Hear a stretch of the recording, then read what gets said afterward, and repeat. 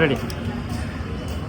রোহিঙ্গা আসার আগে এক ধরনের মানব পাচার হতো, যেটার প্যাটার্ন এখানে একটু ডিফারেন্ট, যেহেতু এটা সমুদ্র বেষ্টিত আর পাহাড় বেষ্টিত একটা জনপদ। সে কারণে সমুদ্র দিয়েও কী বলে মানব পাচার হয়, আবার পাহাড় দিয়েও মানব পাচার হয়। পাহাড় দিয়ে মানব পাচার হওয়ার ব্যাপারটা এটা হচ্ছে কি নিজে থেকে স্মাগলড হয়ে মিয়ানমার হয়ে থাইল্যান্ডে প্রবেশ করার মতো একটা ব্যাপার, থাইল্যান্ড থেকে মালয়েশিয়া যাওয়ার মতো একটা ব্যাপার।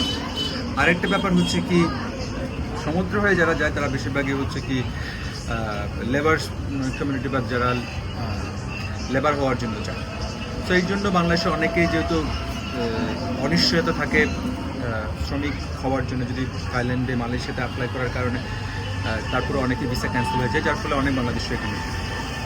তো মানব পাচারের ব্যাপারে যদি আমি আরেকখানে বলি যে কী ধরনের অপরাধ বেড়েছে, মানব পাচার বেড়েছে এখানে। এটা প্রতি বছরের ট্রেন্ড হয়ে গেছে, প্রতি বছরই একটা সমুদ্র যখন ঠান্ডা হয় সেটা ছিল।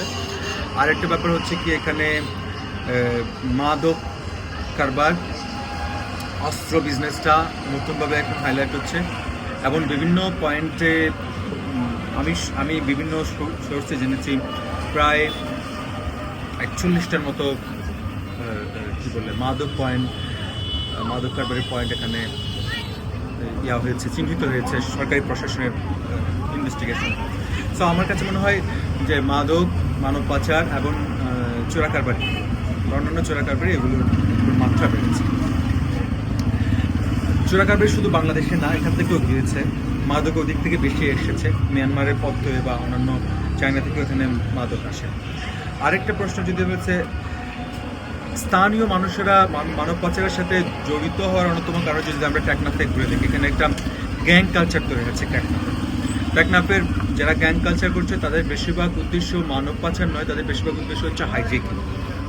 কিন্তু তাদের কিছু কিছু ইন্টারন্যাশনাল কানেকশন থাকার ফলশ্রুতিতে মিয়ানমার থেকে বাংলাদেশে আনার যে রোহিঙ্গা আনার যে প্রক্রিয়া সেটাতে তারা ওতপ্রোতভাবে জড়িত। আবার পাশাপাশি এখান থেকে কিছু হেড কাউন্টেড কিছু মানুষ এখান থেকে তারা সমুদ্র পথে হয়ে মিয়ানমারের সীমান্তে আরেকটা ভেসেলে শিপমেন্ট করে দেয়, অ্যান্ড আরেকখান থেকে সামিলা বলে একটা রাখাইনের একটা প্রদেশ আছে, সেখানে রাখাইনের একটা জায়গা আছে, সেখানে তারা রেস্ট নেয়, ওখান থেকে তারা আন্দামান সি হয়ে তারা মালয়েশিয়া বা থাইল্যান্ডে যায়। সো এখানে একটা বিশাল একটা অর্থের কানেকশন আছে। পাশাপাশি অনেকেই এই প্রফেশন আগে করতো, এখন ছেড়ে দিতে চায় কিন্তু ছেড়ে দিতে পারছে না, তার কারণ হচ্ছে তার নির্ঘাত মৃত্যুর ব্যাপারটা তাকে বেছে নিতে হচ্ছে। এটা একটা অন্যতম কারণ। পাশাপাশি আমাদের এখানে বেকারত্ব আর পলিসি মেকিংয়ে কক্সবাজার যেহেতু একটা খুবই স্পেশাল অ্যান্ড ইউনিক জায়গা, এখানে পলিসি মেকিংয়ের যে ম্যাচুরিটির দরকার হয় পুরো বাংলাদেশের সাথে যে পলিসি, কক্সবাজারে এ ধরনের পলিসিগুলো নেওয়ার ক্ষেত্রে বা বিশেষ করে জব, লাইভলিহুড অপরচুনিটি এবং অ্যাক্সেস টু ওয়ার্কস যেগুলো আছে সেগুলো নেওয়ার ক্ষেত্রে এখানে কিছু ডিফিকাল্টিস আছে। পাশাপাশি এখানে কিছু প্রশাসনিক রোহিঙ্গাদেরকে সিটিজেনশিপ থেকে বাইরে রাখার জন্য যে প্রক্রিয়াগুলো করা হয় সেগুলোর কারণে স্থানীয়রা অনেক বেশি ভোগান্তিতে পড়ে, এবং যার ফলশ্রুতিতে পাসপোর্ট করতেও এখানকার মানুষের মধ্যে একটা ভোগান্তি বা ভয় তৈরি হয়, যার ফলে এখানকার মানুষের সহজ পদ্ধতি অবলম্বন করার চেষ্টা করে, এবং সহজ পদ্ধতি অবলম্বন করার চেষ্টা করার ফলশ্রুতিতে মানুষ প্রচুর পরিমাণ মানব পাচারের শিকার হয় বিভিন্নভাবে, এবং দ্রুত অর্থের লোভ তো আছে। পাশাপাশি এটা অর্গানাইজ ক্রাইম। এখানে সরকারি কিছু কর্মকর্তাও এগুলোর কাছ থেকে কিছু, বিশেষ করে পুলিশ এবং বিজিবি এগুলো থেকে আর্নিং করতে পারে। যেমন আমি সাংবাদিকতা করে সেই সুবাদে আমি জেনেছি রিসেন্টলি মিয়ানমার মিলিটারির কাছে কিছু ইয়াং রোহিঙ্গা বিক্রি করে দিয়েছে রোহিঙ্গাদের একটা সশস্ত্র গ্রুপ। সেই গ্রুপটি আমাদের বিজেপির সহযোগিতায়, অ্যাকর্ডিং টু দ্য ভিকটিম, বিজেপিকে তারা দেখেছে, বিজেপির সহযোগিতায় তার ভোটে তুলে দিয়েছে। সো এখানে একটা অর্গানাইজ ওয়েতে একটা স্টেট আর্নিং ওর মানিও এখানে আছে বলে আমার কাছে মনে হয়। আরেকটা হচ্ছে মানব পাচারের অহরহ ঘটনা। আমি যেহেতু 7 বছর যাবতীয় রোহিঙ্গার সাথে কাজ করছি, আফগানিস্তানের সাথে কাজ করছি, অহরহ ঘটনা ঘটছে। আমি দেখেছি 4 বছর বয়সী শিশুকন্যাও পর্যন্ত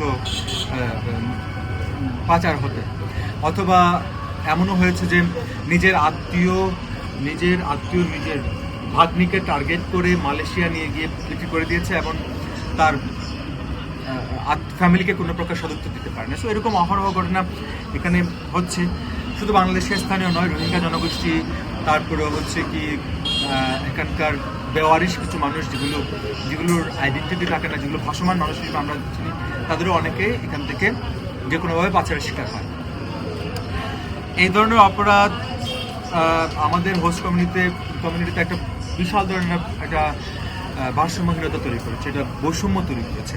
যেহেতু মাদক কারবারিদের মধ্যে দিনের একটা নাইট শিফটের মতোই করে একটা বিজনেস গ্রো হয়, একটা মানি গ্রো হয়। ইন ওয়ান ডে টাকাটা একটা বিগ অ্যামাউন্ট অফ মানি যখন একটা মানুষের পকেটে তৈরি হয়, তখন এখানে যে লোভাতুর প্রক্রিয়াটা মানুষের মধ্যে, যে প্রজেকশনাল লাইফ এবং ক্যাপিটালিস্টদের মধ্যে যে ব্যাপারগুলো আছে, সেগুলো আমাদের কক্সবাজারে মানুষের মধ্যে ভয়াবহ রকম বৈষম্য তৈরি করেছে। আর এখানে প্রচুর প্রাইস থাকে, যে কোনো জিনিসপত্রের রেগুলার দাম পুরো বাংলাদেশে যেরকম তার চেয়ে বেশি এখানে মানুষ কিনছে। সেখানে এখানে লাইভলিহুডের ব্যাপারটা ভীষণ ডিফিকাল্ট এবং চাকরির অপরচুনিটি খুবই কম।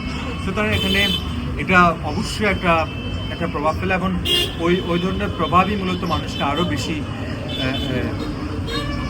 এই ধরনের অপরাধে জয়েন করতে বা স্মাগল হতে প্ররোচিত করে। আরেকটা ব্যাপার হচ্ছে কি, এই সমস্যার সমাধানে আমাদের বাংলাদেশে অনেকেই অনেকভাবে চেষ্টা করছে।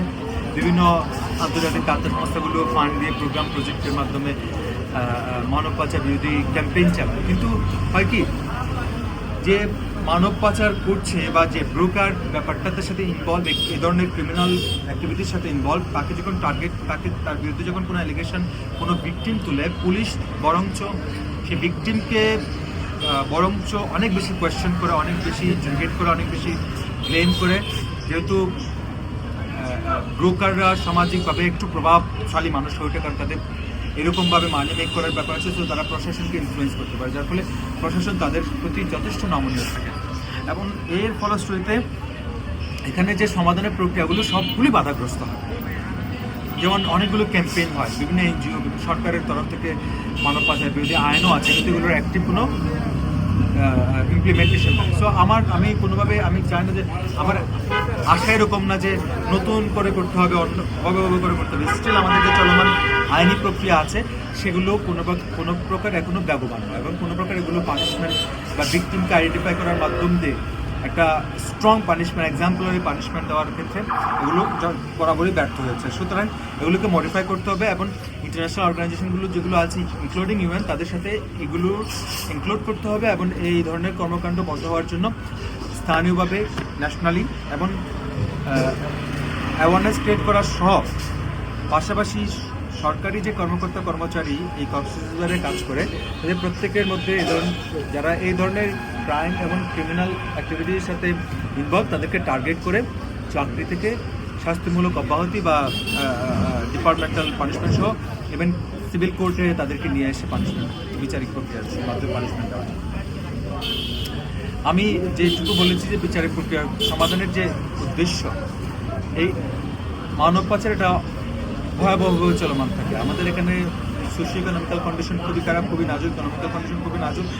চাকরি নাই, মানুষ বেকার, গ্র্যাজুয়েট হওয়ার পরও মানুষ বেকার, তারপরে মানুষ গ্র্যাজুয়েট হয়ে যাওয়ার পর, ইউনিভার্সিটিতে পড়াশোনা করার পর, যার গ্লোবাল কনসেপ্ট সম্পর্কে একটু আইডিয়া আছে, তারাও ইজি ওয়েতে ভালো জীবনের উদ্দেশ্যে থাইল্যান্ড বা মালয়েশিয়া চলে যেতে চায় এবং সেখানে গিয়ে তারা বিভিন্ন ট্র্যাপে পড়ে গিয়ে বিভিন্ন অনলাইন স্ক্যামিং সেন্টারে তাদেরকে আটকে থাকতে হয় আজীবনের জন্য। আমাদের শিক্ষাকে যথেষ্ট পরিমাণ দিনের সাথে তাল মেলানোর মতো অবস্থা, যেটা হচ্ছে কি প্রেজেন্ট রিকোয়ার করে, সেরকম গ্লোবাল কানেক্টিভিটি আছে। পাশাপাশি আমাদের শিক্ষাকে যত স্কিলফুল করতে হবে, স্কিলের উপর ফোকাস করতে হবে, রিসার্চ ফোকাস করতে হবে এবং আমাদের সোসাইটিতে যে কাজের অপরচুনিটি কম, সেগুলোকে কাজের অপরচুনিটিগুলো বাড়াতে হবে। লোকালি, ইন্টারন্যাশনালি যে অপরচুনিটিগুলো তৈরি হয় বা সায়েন্টিফিক্যালি তৈরি করা যায়, সেগুলোকে ইকোনমিক রিসোর্স আমাদের বাড়াতে হবে। দ্বিতীয় হচ্ছে আমাদের এখানে সিকিউরিটি ফোর্সেসের যথেষ্ট ইন্ডিপেন্ডেন্ট বডি এখানে রাখতে হবে এবং তাদেরকে ইনস্টিটিউট করার মতো ইন্ডিপেন্ডেন্ট বডি রাখতে হবে, যারা ইনফ্লুয়েন্সড হয় না বা যারা ইনফ্লুয়েন্স হবে না, এইগুলো। আর পাশাপাশি যারা ভিকটিম হচ্ছে তাদেরকে প্রপার সেফটি অ্যান্ড সিকিউরিটি দেওয়ার মাধ্যমে তাদের জন্য বিচারিক ব্যবস্থা নিশ্চিত করতে হবে এবং যারা পারপেট্রেটর আছে তাদেরকে ক্যাপিটাল পানিশমেন্ট মাধ্যম দিয়ে এক্সাম্পলারি তৈরি করতে হবে, যে সমাজে এই ধরনের কাজগুলো যেন আর না হয়। এবং ইন্টারন্যাশনাল যে দাতা সংস্থাগুলো আছে তাদের সাথে, যেহেতু আমরা ইকোনমিক্যালি পোর বা ইকোনমিক্যালি উইক, কিন্তু ইন্টারন্যাশনাল দাতা সংস্থাগুলোর সাথে কোলাবরেট